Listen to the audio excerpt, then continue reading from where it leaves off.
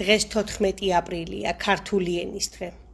ქართული ენის დღესთან დაკავშირებით ორგანიზაცია განვითარება და წინსვლის ჯგუფი ჩამოვედით წყალტუბოში, რათა გავესაუბროთ წყალტუბოს მეორე საჯარო სკოლის დაწყებითი კლასის მასწავლებელს ნათელა მარშანიას. ქალბატონი ნათელა მიიჩნევს, რომ მშობლების გავლენით ჩამოუყალიბდა დედაენის, ქართული ენის სიყვარული.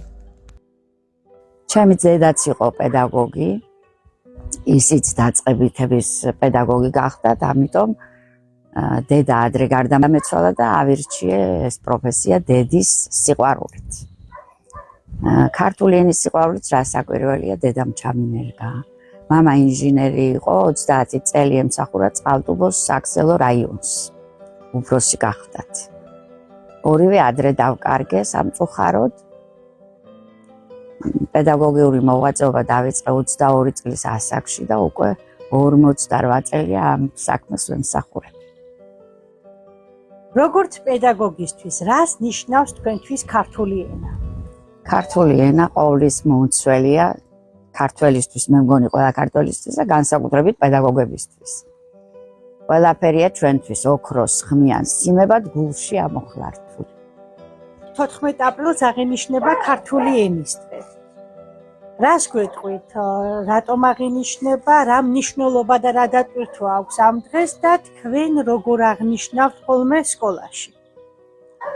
ქართული ენის დღე მოგეხსენებათ დაიწყო პროტესტით. საბჭოთა კავშირმა მოინდომა, რომ ჩვენთვის წერტლია მშობლიური ენა და რუსული გამხდარიყო ჩვენი სახელმწიფო ენა. ამას რა თქმა უნდა მოყვა პროტესტი, უნივერსიტეტის პროფესორ-მასწავლებლები ჩაუდგნენ სათავეში.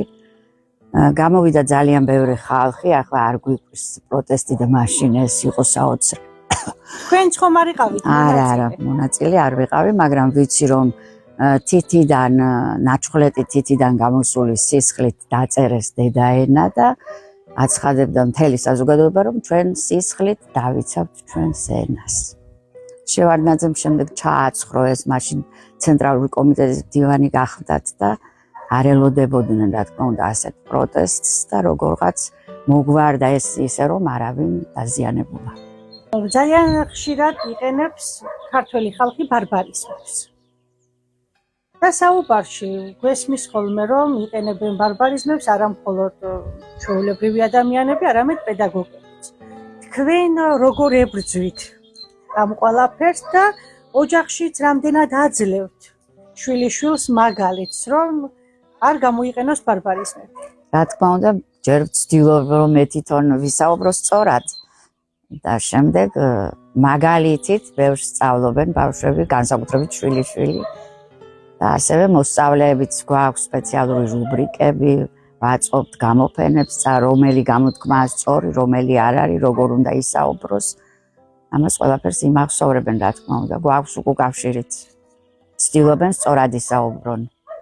რამდენად მნიშვნელოვანია რომ ქართველებმა წერონ გამართულად, ისაუბრონ და იმეწყალონ გამართულად? ძალიან მნიშვნელოვანია ჩვენი ენა რომ არ დავკარგოთ, არ შევბღალოთ. სწორმეტყველებას და სწორად წერას ძალიან დიდი მნიშვნელობა აქვს. ახლა მეორე კლასს ასწავლის, დიდ ყურადღებას უთმობს ბავშვების ლამაზად წერასა და გამართულ მეტყველებას. განსაკუთრებით მნიშვნელოვანია მისი მიდგომა. შეცდომის დაშვების გამო არ საყვედურობს მოსწავლეებს, პირიქით, ეხმარება მათ გამოსწორებაში. უპირველეს ყოვლისა უნდა ახასიათებს ეს მასწავლებელს, რომ ბავშვი წაახალისოს და არ ჩაუკლას. რომ შეეშლებათ არაუშავს მეუბნები და სახში მშობელი რო უწყრება, მასწავლებელი მეუბნებაო რომ არაუშავსო და შენ რო რატომ იწყრები? შეცდომებზე ვსწავლობ ყველანი და მით უმეტეს ბავშვები. რა თქმა უნდა.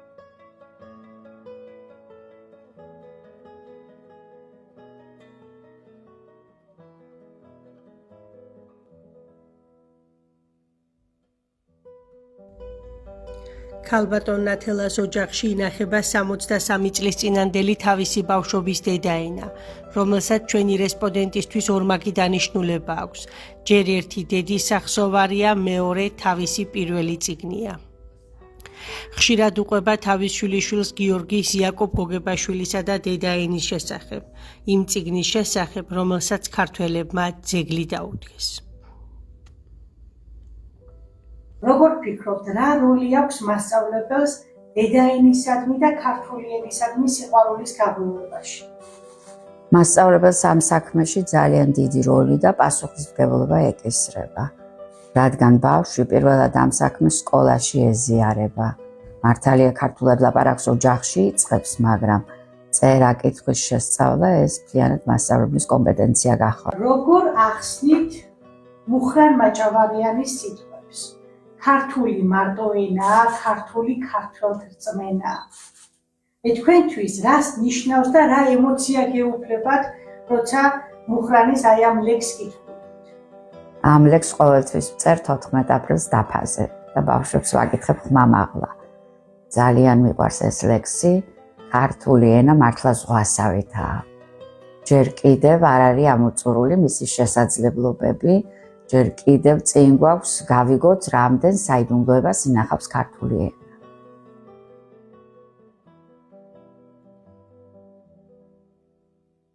ვიცით, იაკობ გოგებაშვილმა დედაენა რამდენჯერმე შეცვალა. ეს ცვლილება ხომ არ უკავშირდებოდა ენის განვითარებას? რა თქმა უნდა, გოგებაშვილი ღმერთ კაცი იყო, გრძნობდა ქვეყნის მაჯისცემას და ისეთ ცვლიდა დედაენას, როგორც საჭირო იყო და სწორად აკეთებდა ამას ყველაფერს. და რაოდენ სამწუხაროა, რომ დღევანდელ სკოლაში გოგებაშვილის დედაენა არ გვაქვს. შემოვიდა სხვა წიგნი, სულ სხვა სისტემით დაწერილი და ჩვენ მასწავლებლები ვწვალობთ ისევ გოგებაშვილის დედაენით, რომ ვასწავლოთ ბავშვებს. როგორ ფიქრობთ, იაკობ გოგებაშვილი რო დღეს ცოცხალი ყოფილიყო? რას შეცვლიდა დღევანდელ წიგნში? აი თემას ვაგრძელებ, რაც წამოიწყეთ. ალბათ თანამედროვე ტექნოლოგიებს დაუკავშირებდა აუცილებლად თავის წიგნს, იმიტომ რომ ახლანდელი ბავშვები ტექნოლოგიაზე მორგებული ბავშვები გვყავს, ამიტომ აუცილებლად შეცვლიდა თავის წიგნს, რასაც საუბედუროდ ვერ ახერხებენ ახლანდელი ავტორები. ნახეთ, შემოვიდა ტექნოლოგიები ახსენეთ და აი ამ გაჯეტების აქტიურად შემოსვლა და ციფრული სამყაროს განვითარება მოახდენს თუ არა დედაენაზე გავლენას და როგორ წარმოგიდგენიათ 100 წლის შემდეგ დედაენა? მე მგონი ჩვენს დედაენას ციფრული სამყარო ვერ შეცვლის, მაგრამ 100 წლის შემდეგ ახლა როგორი ტექნოლოგიები იქნება, ეს რთულია, იმიტომ რომ ძალიან სწრაფად წავიდა 21 საუკუნეში ყველაფერი ამის განვითარება და ძნელი წარმოსადგენია ძალიან რა იქნება 100 წლის შემდეგ. რას ურჩევდით ზოგადად პედაგოგებს, ქართულის პედაგოგებს, დაწყებითების პედაგოგებს და რა რჩევას მიცემდით ქართულ ხალხს? ყველას ვურჩევ, რომ ის საქმე, რასაც ხელს მოკიდებენ, აკეთონ სიყვარულით, პატივისცემით და რა თქმა უნდა, აუცილებლად გქონდეთ პასუხისმგებლობა ამ საქმეზე აღებული, რაც ძალიან იშვიათია სამწუხაროდ დღევანდელ სამყაროში. საქმე, რომელიც გიყვარს, მართლა უნდა გიყვარდეს და აკეთებდე გულით. განსაზღვრავს თუ არა ენა იდენტობას? რა თქმა უნდა, განსაზღვრავს. ქართულ ხალხს ვურჩევ, რომ შემოახვიოს ჯაჭვის პერანგი საქართველოს და დაიცვას, უყვარდეს ისე როგორც ამას ჩვენი წინაპრები აკეთებდნენ.